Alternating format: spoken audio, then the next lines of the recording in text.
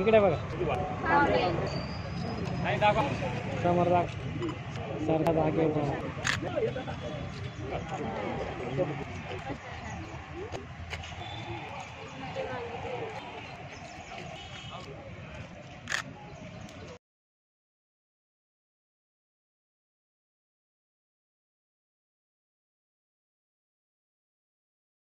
वर्ष शेतकऱ्याची संकटाची गेली। शेतकरी प्रचंड संकटांना सामना करतो। मागचं तर अख्खं वर्ष फक्त दुष्काळाचं गेलं।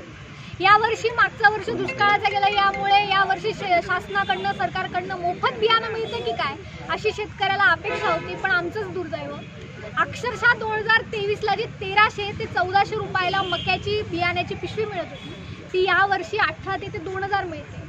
बरं, भावच नाही म्हणजे निर्लज्जपणाचा कळस काय असतो तर कंपन्यांकडनं चक्क 4 किलोची जी बॅग मिळत होती ती फक्त 3 किलो 200 ग्रॅम 3 किलो 800 ग्रॅम अशी मिळते।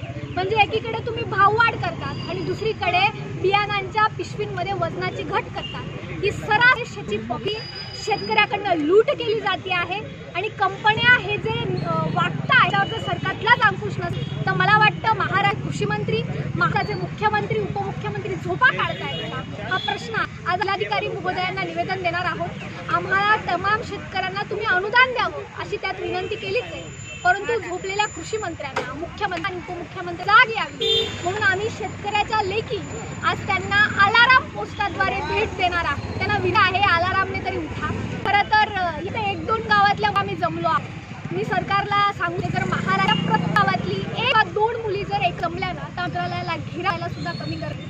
तुम्ही शेतकऱ्यांचं आंदोलन बघितलंय, शेतकऱ्यांच्या लेखी नाही, जेव्हा लेखी हुव्या राहतील तेव्हा नक्कीच जागे तू त्वरित कंपनी सरकार कठोर कारवाई करावी आणि त्याला अनुदान असं निवेदन आम्ही आज जिल्हाधिकारी महोदय